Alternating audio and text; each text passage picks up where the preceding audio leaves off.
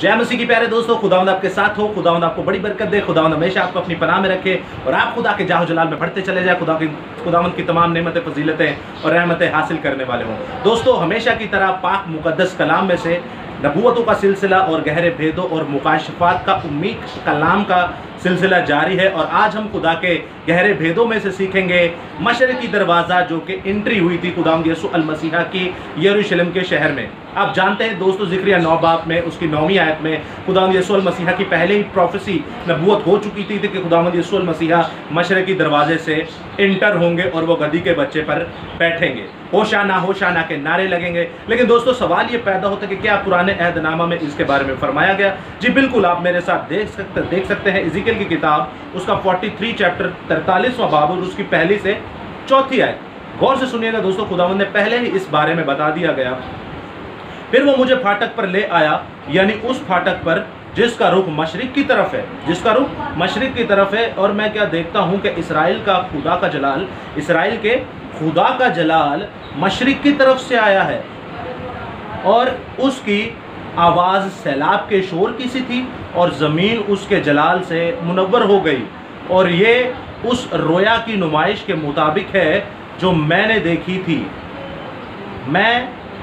उस रोया के मुताबिक जो मैंने उस वक्त देखी थी जब मैं शहर को बर्बाद करने आया था। और ये रोयतें उस रोया की मानिद थी जो मैंने नहर कबार के किनारा पर देखी थी। तब मैं मुंह के बल गिरा और खुदावंद का जलाल उस फाटक की राह से, जिसका रुख मशरिक की तरफ से है, हैकल में दाखिल हुआ। खुदावंद ने दोस्तों पहले ही फरमा दिया कि मेरा बेटा, मेरा जलाल, मेरा परताव, मेरी सूरत और छवि फाटक यानी मशरकी फाटक से इंटर होगी। अब इसमें नबूवती कलाम है क्या? हमारे लिए नबूवती बहुत बड़ा कलाम है दोस्तों। बाइबल में याद रखिएगा, एक एक नुक्ता, एक एक शोशा कलाम खुदावंदी से बरकतें, नेमतें, फजीलतें और रहमतों से माला माल है। मुकाशफात भरे पड़े हैं। खुदावंद का अजीम भेद आज यहाँ पर खुलेगा। मेरे रूह कुदूस की जय हो। दोस्तों, आप देखते हैं कि मशरकी फाटक की तरफ से वो क्यों आए। आप जानते हैं कि जब हैकले मुकद्दसा खुदा की जन्नतुल फिरदौस, जब बागे अदन ज़मीन पर थे, तो वहाँ पर ऐसा हुआ कि बाप आदम ने गुनाह किया। बाप आदम से गुनाह किया, अम्मा हवा से गुनाह किया हुआ, तो उन्हें मशरिक की तरफ खुदावंद ने भेज दिया। उसके बाद आप देखते हैं कि कायन ने जब अपने भाई हाबिल को मारा, तो उसके बाद उसे भी खुदावंद ने मशरिक की तरफ, आदन की मशरिक की तरफ भेज दिया। अब जब खुदावंद मशरिक की तरफ भेजे जा रहा है, उसके बाद आप देखते हैं इज़िकियल की किताब में जब रूह में खुदावंद का बेटा इज़िकियल आ जाता है, तो वहाँ पर वो हैकल के तमाम सुनहरियों उन्हें दिखाता है, तमाम मंजर दिखाता है कि कैसे कौम यहूदा मेरे गुनाह करती है, कैसे मेरी कौम मेरा गुनाह करती है। हैकल के अंदर आसमान की मलका के लिए रोटियां बनाई जा रही हैं, फिर बाल ज़बूल के लिए वहाँ पे प्रस्तिश की जा रही है। दीवारों पर, हैकल की दीवारों पर कीड़े बनाकर उनकी प्रस्तिश की जाती है और कहा जाता है कि हमें कौन देख सकता है। उसके बाद दोस्तों मेन पॉइंट ये है कि वो कहते हैं कि देखो, ये खुदावंद की हैकल की तरफ पीठ करते हैं और आफताब सदाकत को, सूरज देवता को क्या करते हैं? सिजदा करते हैं। क्यों? क्योंकि हैकल मुकद्दसा की मशरिक की तरफ ही सूरज देवता को सजदा किया जाता था। हैकल मुकद्दसा की मशरिक की तरफ ही यरू शहर है। अब यरू शहर आप जानते हैं कि ये खुद एक शैतानी शहर था, वहाँ शैतानियत भरी पड़ी थी। आप देखते हैं कि मुकद्दस यशुआ के ज़माने में कि कैसे 7 काहिनों ने, खुदा के लोगों ने वहाँ पे 7 चक्कर काटे, नरसिंगे फूके और खुदा ने उस शहर को नेस्तो नाबूद कर दिया। वो भी मशरिक की तरफ हैकल मुकद्दसा, खुदा के घर की, खुदा की हजूरी की मशरिक की तरफ ही था।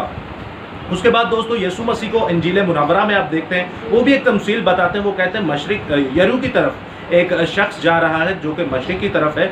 यरू की तरफ एक शख्स जा रहा था, तो उसे डाकुओं ने पकड़ के हदमुआ किया, मारा, कूटा, उसका हाफ मर्डर कर दिया। लेकिन वहाँ से एक लावी गुजरता है, एक काहिन गुजरता है, वो उसे देख के कतरा कर चले जाते हैं। लेकिन एक सामरी वहाँ पर आता है, खुदावंद उसे इस्तेमाल करता है और वो वहाँ पर उसका पड़ोसी कहलाता है। खुदावंद ने ये अजीम भेद हम पर खोला। लेकिन टू दी पॉइंट जब बात करें तो वो भी यरू की तरफ यानी खुदा से मशरिक की तरफ जा रहा था, जो कि गुनाह का रास्ता है। जहाँ पर बाप आदम चले गए गुनाह के बाद, जहाँ पर कायन चले गए गुनाह के बाद, जहाँ पर खुदा के मंदिर को, खुदा के घर को, खुदा की हजूरी को पीठ दिखाई जा रही है और आफताब सदाकत को सिजदे किए जा रहे हैं मशरिक की तरफ। उसके बाद यीशु अल मसीहा ने भी यरू यानी मशरिक की एक और मिसाल दी और यरू को यशुआ की किताब में बर्बाद भी किया गया। फिर उसके बाद आप देखते हैं दोस्तों कि खुदावंद जब तमसीलन बताता जा रहा है, फिर उधर से ही खुदा का जलाल आएगा। खुदावंद का जलाल भी मशरिक की तरफ से ही आ रहा है। क्यों? क्योंकि खुदावंद का जलाल इसलिए मशरिक की तरफ से आ रहा है, खुदावंद यसू अल मसीहा ने तमाम गुनाहों को रिस्टोर करना था। खुदावंद यसू अल मसीहा ने हर एक के गुनाह को रिस्टोर करना था। खुदावंद यसू अल मसीहा ने हमारे बाप आदम के गुनाह को ख़त्म करना था। खुदावंद यसू अल मसीहा ने काइन के गुनाह को अपने सर पर लेना था। खुदावंद यसू अल मसीहा ने तमाम कौम बनी इसराइल के गुनाह को अपने सर पर लेना था। खुदावंद यसू अल मसीहा ने यरू के गुनाह को अपने ऊपर लेना था। खुदावंद यसू अल मसीहा इसलिए मशरकी फाटक से आए, क्योंकि दोस्तों वो मशरकी फाटक से आते आते ऐसा पाक इंसान, ऐसी पाक जलाली कुदरत वाला खुदावंद हमारे सामने आ रहा था। और दोस्तों जब वो आता है यहां से आप देखते सारे गुनाह करके मशरक की तरफ जा रहे हैं, लेकिन मेरा यस्सू, आपका यस्सू जब मशरकी फाटक की तरफ से आ रहा है तो वो निजात देता आ रहा है, वो शिफाएं देता आ रहा है। आप देखते लूका 8 बाब उसकी 31वीं और 35वीं आयत और उसके बाद 19वां बाब उसकी पहली से 9वीं आयत, तो खुदावंद कैसे एक जन्म के अंधे को शिफा देता है। उसके बाद आप देखते हैं कि खुदावंद कैसे लाजर को जो गूलर के पहाड़ पर जकई चढ़ा होता है उसको शिफा देता है, उसके लिए निजात का बंदोबस्त करता है, उसके घर में जाता है, खाना खाता है और उसके जब अमाल को देखता है, अमाल को देखने के बाद वो कहता है कि आज तेरे घर में निजात आई है। खुदावंद यसू अल मसीहा तमाम गुनाहों को अपने ऊपर लेता है, हर एक के गुनाह को अपने ऊपर लेता है, हर एक की मुसीबत को अपने ऊपर लेता है, हर एक की बीमारी को अपने ऊपर लेता है, जकाई के जैसे के तमाम गुनाहों को अपने ऊपर लेता है, अंधेपन को अपने ऊपर लेता है, तमाम मुसीबतों की मजदूरी अपने ऊपर लेके तमाम गुनाहों को रिस्टोर करता हुआ, गुनाहों को खत्म करता हुआ हैकले मुकद्दसा के अंदर आता है, जो इज़िकियल की किताब में लिखा है कि मशरकी फाटक की तरफ से खुदा का जलाल जाहिर होगा। दोस्तों खुदावंद तमाम प्रोफेसीज को पूरा करता हुआ हमारे सामने आता है और दिखाता है कि देखो मैं वो निजात दहिंदा हूं, जो मुझ पर ईमान लाएगा वो हमेशा की जिंदगी पाएगा और अगर वो मर भी जाए तो वो तब भी जिंदा रहेगा। दोस्तों हमारा खुदावंद इसलिए मशरकी फाटक की तरफ से आया। उसके बाद आप देखते हैं कि पहली आमद खुदावंद की वहां से हुई और खुदावंद ने तमाम गुनाहों को खत्म किया। उसके बाद आप देखते हैं दोस्तों कि खुदावंद यसू अल मसीहा एक और बात भी हमें फरमाते हैं। आज वो उसके बाद जब यसू अल मसीहा के बाद आप देखते हैं कि दीन इस्लाम खलीफा हुकूमत आई, उन्होंने पूरी दुनिया पर अपनी हुकूमत करने का एक दावा किया, अलग अलग जगहों पर जाके उन्होंने हुकूमत की और जब यहाँ पर उन्होंने हुकूमत की यरूशलेम इसराइल के अंदर आप देखते हैं फ़लस्तीन का इलाका जब आया तो उस वक्त के जो 10वें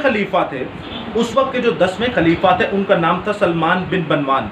जब यरूशलेम पे इसराइल पे उन्होंने हुकूमत की, जब सबको मारा, तो दोस्तों वहाँ पर हम देखते हैं कि उन्होंने ये मशरकी जो दरवाज़ा था, ये मशरकी दरवाज़ा बंद कर दिया।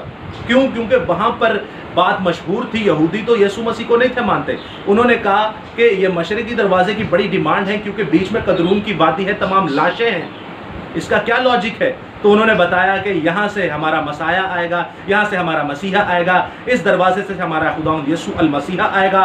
वो जब यहाँ से आएगा, जब मसाया आएगा, मसीह आएगा, जो मसा किया हुआ आएगा, वो इन तमाम मुर्दों को जिंदा करेगा और वो यहाँ पर आगे बादशाहत करेगा, पूरी दुनिया पर राज करेगा, पूरी दुनिया पर बादशाहत करेगा, सलामती पैदा करेगा, सलामती का शाहजादा होगा, खुदा कादरिक मुतलिक होगा।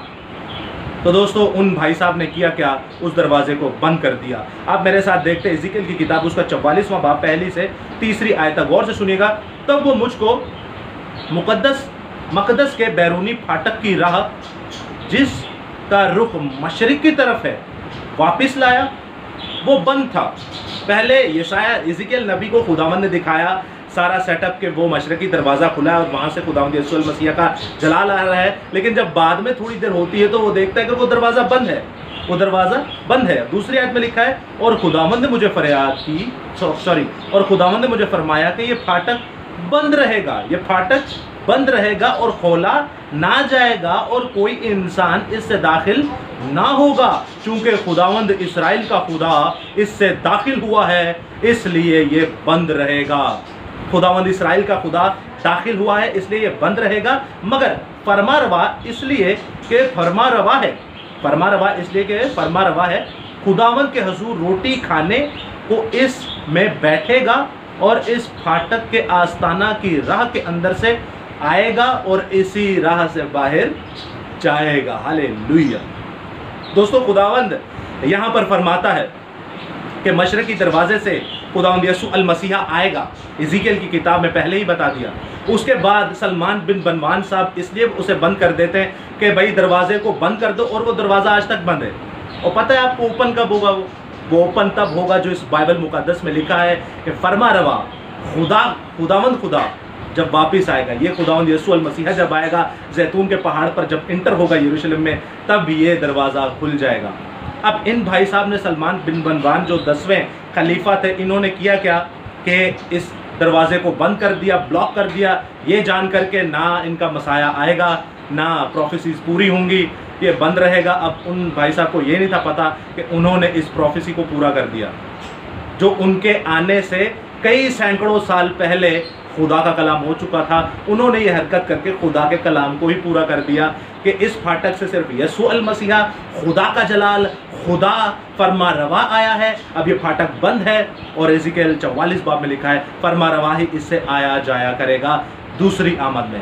पहली आमद में खुदावंद ने सारे गुनाहों को रिस्टोर किया, उसके बाद दूसरी आमद में खुदावंद इस तमाम दीवार को फाड़ देगा और यहाँ से जब आएगा कतरून की वादी के तमाम मुर्दे जिंदा होंगे और खुदावंद यहाँ पर आकर बादशाही करेगा।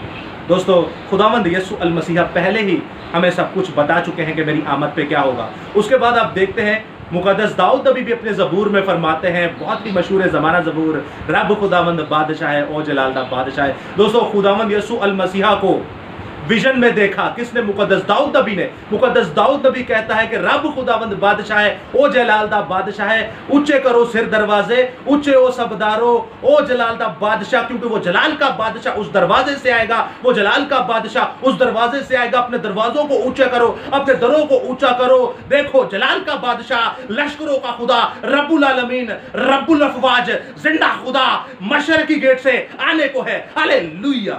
दोस्तों हमारा खुदावंद खुदा पहले ही हमें सब बता चुका है। हिकमत को अपनाइए, खुदा के कलाम को अंदर लीजिए ताकि खुदावंद आप पर भी अपने गहरे मुकाशफत जाहिर करे। तौबा कीजिए ताकि खुदावंद इस मोहलक बीमारी वबा से आपकी जान छुड़ाए। उस कलाम को आगे से ज़्यादा आगे फैलाइए ताकि खुदावंद इस कलाम के ज़रिए से और भी रूहों को बचाए और इस कलाम को पढ़ने की ज़्यादा से ज़्यादा हमें हिम्मत और ताकत अता फरमाए।